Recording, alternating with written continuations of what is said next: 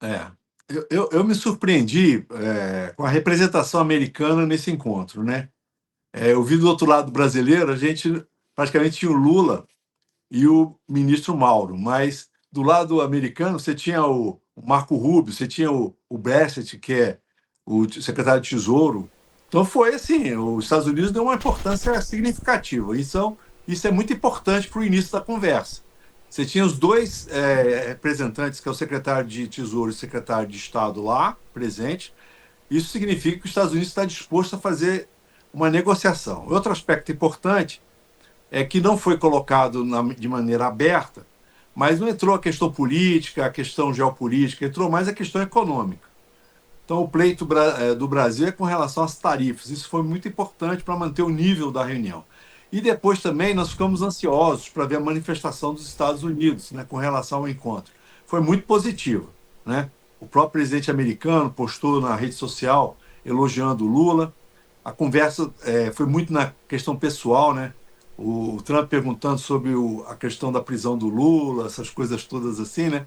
Eu acho que ele ficou bem mais impressionado com o Lula do que estava antes. Então, resumindo, eu acho que o encontro foi mais positivo do que se esperava. Do ponto de vista econômico, nós temos alguns gargalos aí que vai ser importante na negociação, sobretudo a questão das empresas que cuidam da parte mecânica, a parte de peças, né, autopeças, porque praticamente foi talvez a mais prejudicada nesse cenário que nós estamos tratando aí. Porque existe aquela questão da economia de complemento, né? Estados Unidos, Brasil, e ficou muito retido aqui no Brasil algumas desses produtos. Então, eu vejo que abriu um espaço importante. Eu acredito que as pessoas não previam que ia ser uma coisa tão positiva, né? Mas foi positivo, não houve a questão da humilhação, que estavam preocupados, né? Então, o Lula está muito à vontade no encontro. Então, eu vejo que, economicamente, vai surtir bons efeitos.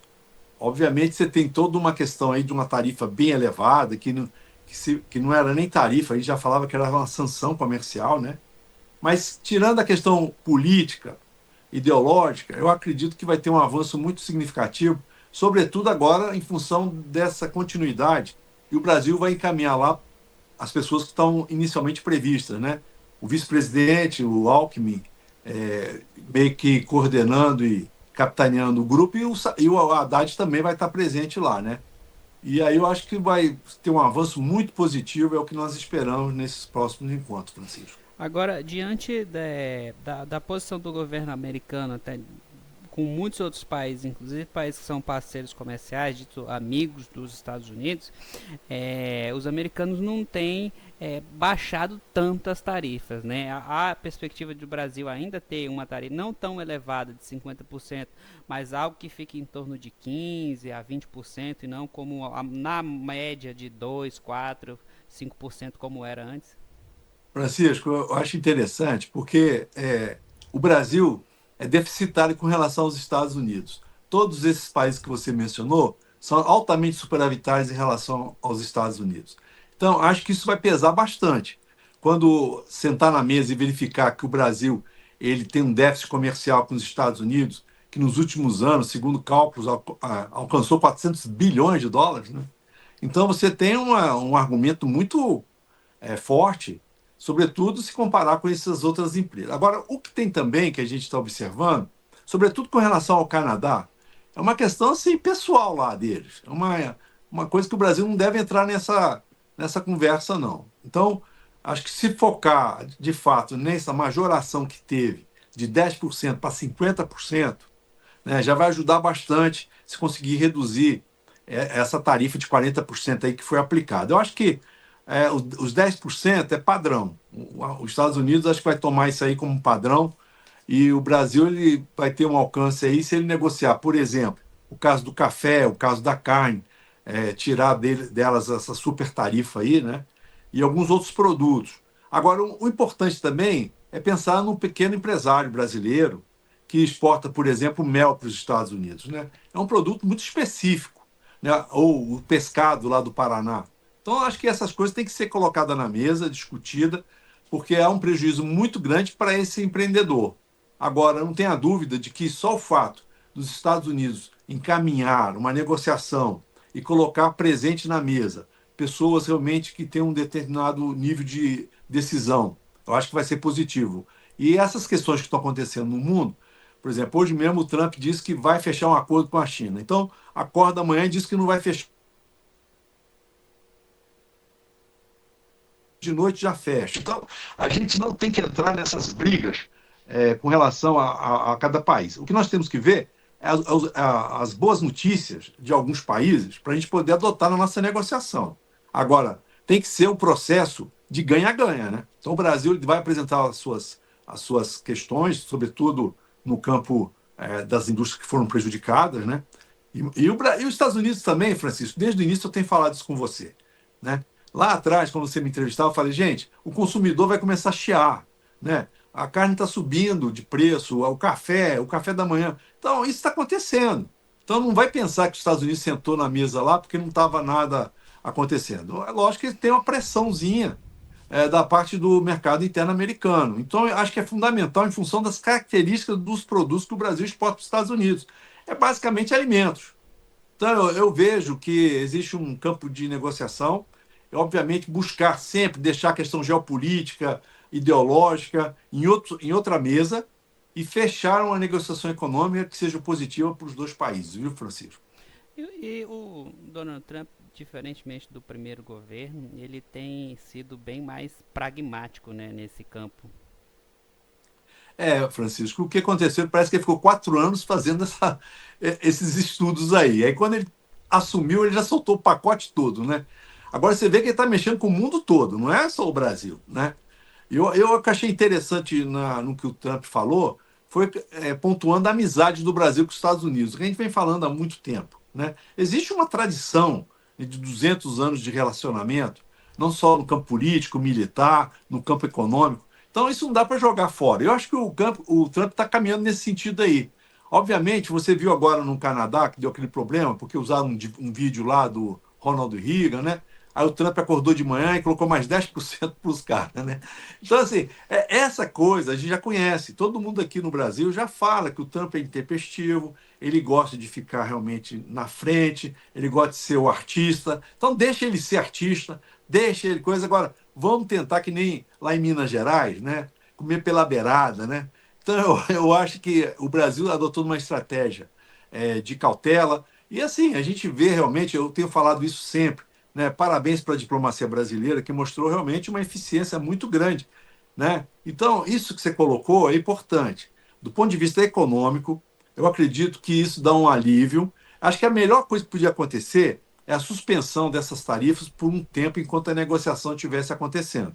Ele já fez isso em relação a alguns países, inclusive a China. Isso pode acontecer e seria muito positivo, porque eu acho interessante, porque existe um estoque de mercadorias aqui no Brasil que vão para os Estados Unidos. Eu acho que abrindo essa janela aí, a gente encaminha todo esse estoque aí e vamos conversar o futuro, né?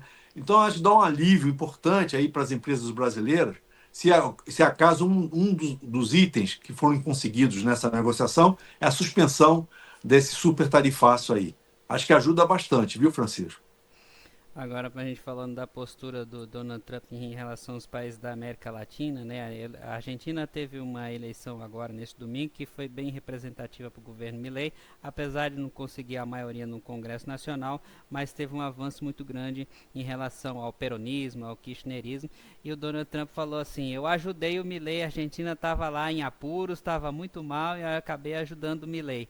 E o Milei, imagino que até pela ajuda financeira de Donald Trump, acabou tendo uma esperança do povo argentino de melhoria, né? Que a inflação ainda é muito alta e a atividade econômica tem baixado muito, né? Empresas americanas como o Burger King, a empresa francesa, o Carrefour, anunciaram a saída da Argentina, a indústria argentina tem estado muito em baixa. Inclusive, eu tive recente na Argentina e eu estive no Congresso e uma funcionária pública falando assim: a Argentina não produz nada, a gente não produz nada, a gente importa tudo. O que eu vejo assim, o Trump se transformou no menino propaganda, não só do Milei, como do Lula também. Então, ou seja, o Lula vai ganhar muito em termos políticos, eu não tenho a menor dúvida. E o Milei, então, mais ainda, né? E a Argentina bem, o Brasil também agradece, porque a Argentina é um importante parceiro. Então, quando essa funcionária pública fala uma coisa dessa, não é verdade. A gente sabe que a Ford foi para a Argentina e produz carro para lá, e o Brasil importa. A Ford não está mais no Brasil, a Ford está na Argentina. Então, a gente tem essa visão, às vezes, muito peculiar. Nós temos que considerar que as duas economias da América do Sul, Argentina e Brasil, estão caindo nas graças dos Estados Unidos. Isso é muito importante do ponto de vista econômico. Eu não vou falar nem a questão política, porque nem o Milei acreditava na vitória dele. Né? O bicho ficou tão feliz hoje, né, que a gente vê que ele não estava acreditando. E aquela ajuda extra de 20 bilhões, ela estava dependendo dessa eleição aí. Então, além disso, ainda vem uma ajuda aí para os argentinos, que é muito importante, porque ajudando a Argentina, ajuda o Brasil indiretamente. Porque além da Argentina fazer parte do Mercosul, você tem é um parceiro assim, irmão de longas datas, não tem nem dúvida que é importante que a Argentina não sofra. O problema maior está ali no outro lado, na Colômbia, na Venezuela, né? Que da mesma forma que o Trump está mandando abraço para o Milei e para o Lula, o negócio para o Maduro está ficando ruim para a Colômbia também. E são dois importantes países, né? Mais a Colômbia do que a Venezuela. Mas a Venezuela tem essa crise antiga, né? E o Maduro já está com receio, né? Porque pode haver uma intervenção lá e ele acabar perdendo o cargo, né? Aí já viu isso em outros países, lá na África, né? Algum tal de Saddam Hussein, não sei se você lembra disso, né? Então, o que que eu vejo? Do ponto de vista econômico, é muito importante que a Argentina tenha eu diria, esse tempo para melhoria, né? Distensionou, né? Então, é um país que nesses próximos dias nós vamos ver uma certa condição de eles implantarem algum tipo de programa econômico, né? O Congresso agora pode, de alguma forma, manter o que o Milei decidiu, porque ele tem como derrubar o veto, né? Então, essas coisas todas nós vamos ver no seguinte. Agora, Francisco, não tenha dúvida de que a Argentina também melhorou com relação ao Brasil. Antes o Milei não queria nem saber do Lula, nunca. Então eles já estão se apertando a mão. Então isso é muito importante, inclusive para a questão econômica. Lembrando que a Argentina é o terceiro maior parceiro do Brasil aí na balança comercial.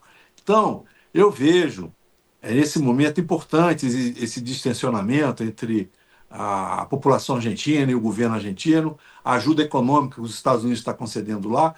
O Brasil não deve se meter. O Brasil deve se manter assim da forma diplomática e se manter. Você vê, Francisco, a embaixada da Argentina na Venezuela, quem está cuidando é o Brasil, né? Então também a coisa não é bem assim. O Brasil ele tem a sua importância e é reconhecido. Agora, essa ajuda americana para o Milei, eu acredito até que ajudou na eleição. Né? Então, como eu falei, é um grande garoto de propaganda do governo. Então, e outro detalhe importante nessa eleição da Argentina, a gente observou que os jovens votaram mais no Milei. Então significa o seguinte, uma continuidade, né? A juventude lá votando no Milei Um quer voto de dizer, esperança, né? De confiança no exatamente, futuro. né? Porque se fossem os mais velhos, né, os caras morrem, né? Mas o jovem é que vai manter a Argentina. Então, eu acho que deu um voto de confiança. Eu acredito que o Milei deve aproveitar isso, afastar aquelas questões lá de corrupção, né, com relação à irmã dele, com relação à criptomoeda, tudo que ele se meteu. Eu acho que se ele ficar dentro do trilho, ele vai ter esse apoio político e vai ser importante para a Argentina. No final, as questões ideológicas acabam sendo suplantadas pela necessidade econômica, né? Historicamente, se a gente for analisar, é perigoso isso, né? Porque às vezes toma outro rumo, e aí vai para uma guerra, como aconteceu na história do mundo, pessoas parecidas. Não estamos falando nada de estranho, não. Eu não vou citar nome aqui, mas você sabe melhor essas pessoas. Então, hoje existe um radicalismo muito forte na Europa, né? E isso aí acaba influenciando o Brasil e a Argentina por questões até de questão hereditária, né? Nós temos uma comunidade aqui muito grande europeia, Itália, Alemanha, tal, é por aí. Então a gente tem que ter uma preocupação. Agora eu acho importante a saída dos Estados Unidos para a Malásia e também do Brasil lá para a Ásia, que mostra que a Ásia vai ser o protagonista aí desse século, entendeu? Então tirou um pouquinho o foco da Europa. Eu acho que o Mercosul está indo bem, a Argentina pode entrar nessa questão também, mas a questão ideológica é perigosa, né? É perigosa no sentido em que hoje eles pensam num jeito e amanhã eles continuam fazendo coisa errada. Então, desde que a gente consiga, de alguma forma, melhorar a economia. Eu tenho até dito o seguinte: todo mundo criticou muitas medidas que o Trump tomou no campo econômico. Eu acho que o compêndio econômico vai ter que ser reescrito. Porque é o seguinte: o pessoal critica, não vai dar certo. Está começando a dar certo. Aí o pessoal fala assim, gente, vamos pegar lá aqueles livros de economia, jogar tudo fora e escrever de novo, né? Então, para você ver como é que é frágil a questão, né? O mundo ele muda e as teorias também têm que acompanhar, entendeu? E o que você colocou no início da sua pergunta, eu vejo assim: a ideologia acaba contaminando. Como contaminou a economia lá no século lá, onde a Rainha Vitória, aí tinha o Stuart Mill lá, que era protestante, escreveram todos os compêndios, Adam Smith lá, essas coisas todas. Hoje nós estamos tendo outras questões. Você vê agora o o Prêmio Nobel da Economia, saiu para economistas que falavam a mesma coisa que o Schumpeter falava há 100 anos atrás, entendeu? Falava lá da questão da destruição renovadora. Então, tudo isso está mudando. É lógico que a ideologia ela vai se submeter a uma outra questão econômica. O bolso é o principal órgão do ser humano. Quando dói o bolso, né? Então a ideologia ela fica ali, né? Que negócio de esquerda, que direito, o quê, rapaz? Vamos colocar pão na boca do Pôr pão na povo, né? boca do povo. Do povo, né? Então, eu acho que é o seguinte: o Lula tem feito uns avanços muito importantes em termos sociais, né? Isso não pode negar. Então, você tem a questão do nível de pobreza, né? Agora, a custa de quê? A custa de um gasto público que não está em condições de aumentar, e está aumentando. Então, você vê agora o ministro da Fazenda enrolando lá, né? Falando, não sei o quê, é preferível eu ficar devedor do que eu não colocar o dinheiro. Poxa vida, não é esse discurso, cara, né? O discurso tem que ser o seguinte, cara: o que que eu fiz? Arcabouço fiscal? Eu tenho que seguir aquilo lá. Né? Eu não falei que ia dar um 0 a 0, não está dando 0 a 0, já está lá dando um déficit. Agora não aguenta nem o déficit, né? Não faz corte de despesa e está embrulhando, porque o Congresso não vai aumentar imposto. Então nós já sabemos disso. Então ele tem que cortar despesa. Então é o que eu estou falando. Aqui no caso do Brasil, essa ideologia de gastança, de fazer assistencialismo, ela tem um risco aí muito grande. Eu acho que a grande questão hoje econômica no país é essa aí, viu, Francisco?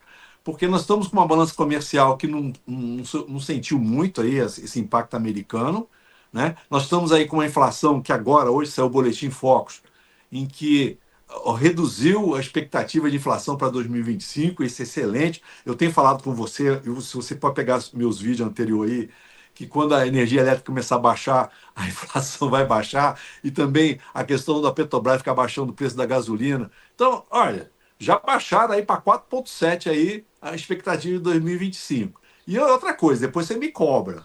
Eu sou um dos que fala isso. Banco Central, na última reunião do ano, ainda vai baixar 0,25 na taxa Selic. Depois você me cobra, tá? Olha, o César era o único maluco que falava isso aí. Então, porque é o seguinte, cara, não tem mais condição de manter essa taxa de juros nesse patamar de 15%. Então, eu acho que vai chegar um momento que o Banco Central já está vendo, né, os indicadores, inclusive que ele fala muito, né, a desancoragem, né, da inflação, ele gosta desse termo aí. O que eu estou vendo é o seguinte: já podia baixar 0,25 em dezembro. Então, depois você me cobra, tá bom? Eu vou estar lá na França, aí eu vejo, aí você fala assim para mim: professor, você falou que ia baixar. Eu falei, na França. Não falei. Na França. Mas isso é isso aí. A ideologia, eu acho que ela perde espaço em função agora. Aqui no Brasil está um clima até positivo, porque houve essa questão do desmascaramento, né? Desse povo que fica jogando contra o Brasil lá fora. E agora vai mudar o interruptor aí, viu? O negócio vai ser agora quem vai ser o novo ministro do STF. Então você pode pautar aí. Tá certo, Tá bom? César Berg, muito obrigado Foi pelo bom, foi bom. bate-papo, viu? E Se boa fosse lá no viagem, viu? escritório, se fosse no escritório, o café estava lá à disposição, né? Você sabe.